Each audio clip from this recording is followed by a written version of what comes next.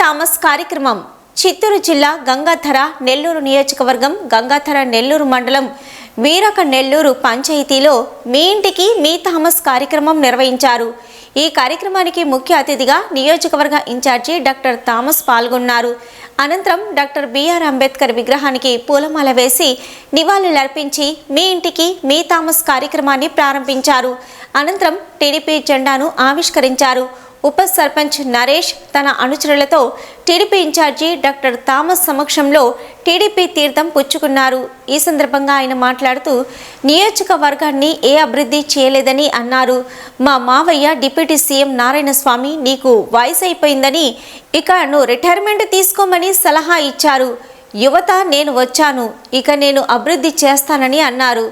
దళిత వాడలో డబ్బు పంచుతున్నావని అంటున్నావు.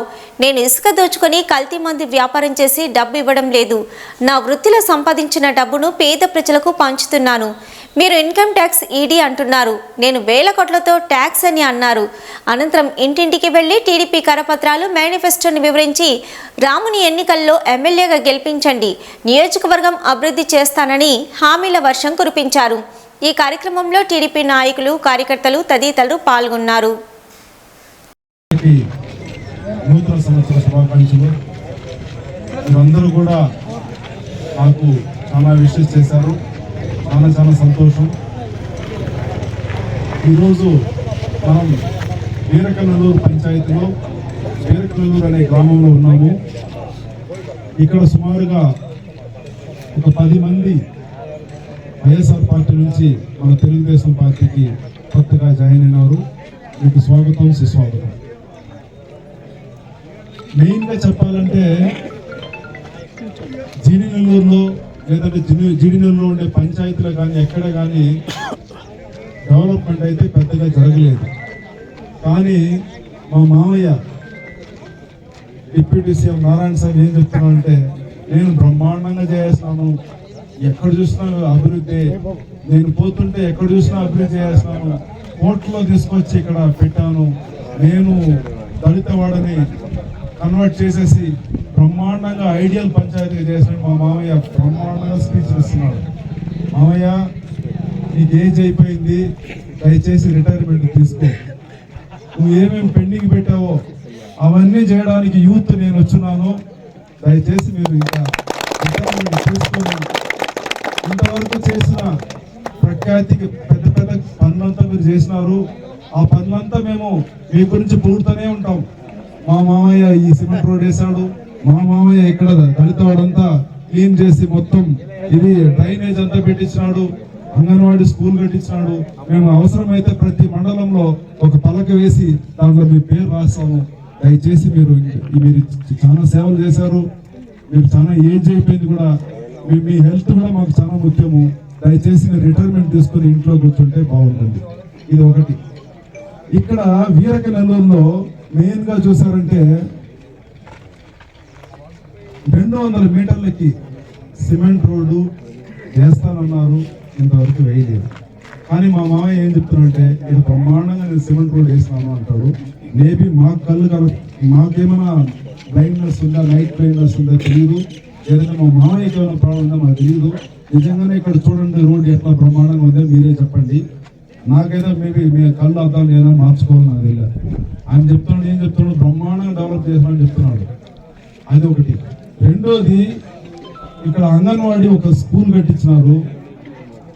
కరెక్ట్ మామయ్య, మీరు బ్రహ్మాండంగా స్కూల్ కట్టించినారు, దయచేసి కాంపౌండ్ కట్టించేయాలి.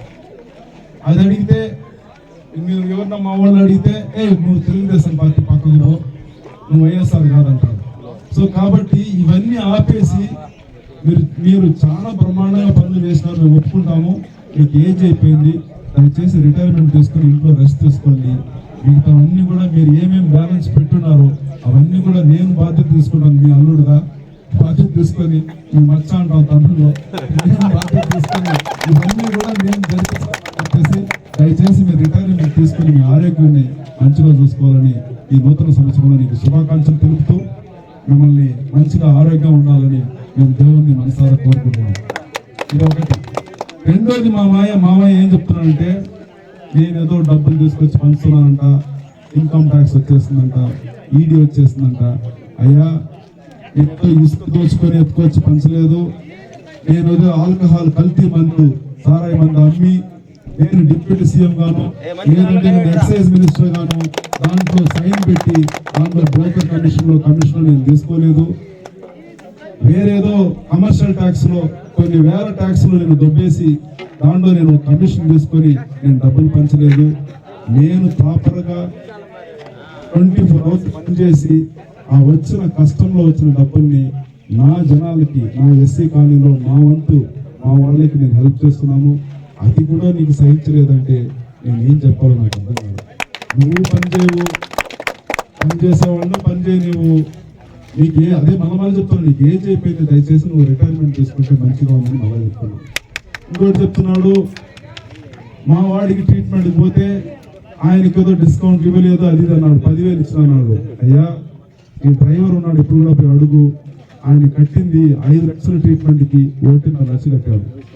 నేనే 3.5 లక్షలు కట్టి ఆయనకి ట్రీట్మెంట్ చేసాను. ఎందుకంటే మా మామకి డ్రైవర్గా ఉన్నాడు కాబట్టి మా మామని సేఫ్ గా తీసుకుపోయిన దింపాలని చెప్పేసి ఆయన 3.5 లక్షల డిస్కౌంట్ ఇచ్చి నేను ట్రీట్మెంట్ చేసినాను. ఆయనే నాకు ఫోన్ చేసి, నారాయణ స్వామి గారు ఫోన్ చేసి, తిరుపతిలో చూసుకున్నాడు, చెన్నైలో చూసుకున్నాడు, ఇవన్నీ చోట్ల తీసుకున్నాడు, నాకు బండి తోలుతున్నాడు. నువ్వు ఎలాగైనా ఈ అబ్బాయికి ప్రెగ్నెన్సీ ఇవ్వాలని నన్ను అడిగితే, రిక్వెస్ట్ చేసుకుంటే నేను మ్యాక్సిమం డిస్కౌంట్ ఇచ్చి, మెడిసిన్ లో డిస్కౌంట్ ఇచ్చి, ట్రీట్మెంట్ లో డిస్కౌంట్ ఇచ్చి అబ్బాయికి ఒకే కాన్పులో 2 పుట్టేటట్టు చేసినావు. ఇది మాత్రం కాదు, నీకు పర్సనల్ గా ఎంతమంది కావాలో అంతమంది పంపించినావు.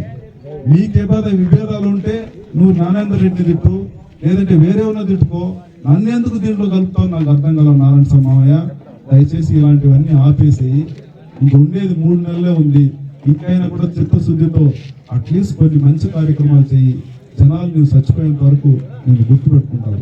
లేదంటే నువ్వు వచ్చినావంటే ప్రతి దళిత వాడికి నిన్ను చీకొడతారు, నిన్ను ఇంక ఏమేమో చేస్తారో నీకే తెలుసు, ఏమేమి చేస్తున్నారు, ప్రతి ఇంటికి పోతున్నావు, నీకు ఎలాంటి సన్మానాలు జరుగుతుందో నీకే తెలుసు, నేనేది చెప్పాల్సిన అవసరం లేదు. ఇంకోటి చెప్పాడు, థామస్ గారు పోతే ఒక 5 మంది 4 మందితో పోతున్నారు. ఇక్కడ ఎంతమంది ఉన్నారు? 5 మంది ఉన్నారా? 10 మంది ఉన్నారా? లేదంటే మీకేమైనా కలర్ బ్లైండ్నెస్ ఏమైనా ఉందా? నాకు అర్థం కాలేదు, కళ్ళు కనపడవా? చూడు ఎంతమంది ఉన్నారండి. ఊరికే చిన్న మీటింగ్ వస్తేనే విపరీతంగా జనాలు వస్తున్నారు. నువ్వు భయపడిపోయి 5 మంది వస్తున్నారు, 4 మంది వస్తున్నారు. ఇలాంటి చిల్లర వ్యాపారం అంతా వదిలేసి, చిల్లర కామెంట్ అంతా వదిలేసి స్వచ్ఛంగా ఈ ఉండే 3 నెలల్లో మంచిగా అట్లీస్ట్ పని చేయండి, జనాల కోసం పని చేయండి. నేను ఒక సర్పంచ్ గానో, జడ్పీటీసీ గానో, ఎంపీటీసీ గానో లేదు, నేను డైరెక్ట్గా ఎమ్మెల్యేకి వస్తున్నా. నేనేదో దోచుకుని ఎత్తుకొచ్చిన అది ఇవ్వాల, నా కష్టార్జితాన్ని తీసుకొచ్చి నా వంతు నా ప్రజలకి నేను సేవ చేస్తున్నాను. అది కూడా నువ్వు ఓర్వ లేకుండా కూర్చొని ఏందో సంబంధం లేకుండా మాట్లాడుతున్నావు.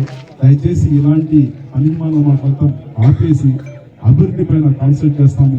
నియోజకవర్గంలో ఎలాంటి ప్రాబ్లమ్స్ ఉన్నాయి దాన్ని తెలుసుకున్నాము, తెలుసుకొని దాన్ని చిత్తశుద్ధిగా మనం చేయడానికి కృషి చేస్తామని చెప్పేసి అందరూ కూడా తెలుగుదేశం పార్టీ ప్రతి కుటుంబ సభ్యుడు, తెలుగుదేశం పార్టీ ప్రతి కార్యకర్త కూడా మనం కూడా మన వంతు ఎక్కడెక్కడ ఇష్యూస్ ఉన్నాయో అన్నీ చేసుకొని ఈసారి మంచిగా తెలుగుదేశం పార్టీకి ఓటేసి చంద్రబాబు నాయుడు గారు గెలిస్తే, చంద్రబాబు నాయుడు సీఎం అయితే మనం ఇక్కడి నుంచి మనకి ఏం పని కావాలో అన్నీ చేసుకొని మన రాష్ట్రాన్ని మంచిగా అభివృద్ధి చేస్తాము. చంద్రబాబు నాయుడు సీఎం అయితేనే మన రాష్ట్ర భవిష్యత్తు బాగుంటుంది. మన భవిష్యత్తు బాగుండాలంటే, మన పిల్లల భవిష్యత్తు బాగుండాలంటే, మన రాష్ట్ర భవిష్యత్తు బాగుండాలంటే ఖచ్చితంగా 2024లో చంద్రబాబు నాయుడు గారు సీఎంగా రావాలి. వస్తారు కూడా ఖచ్చితంగా.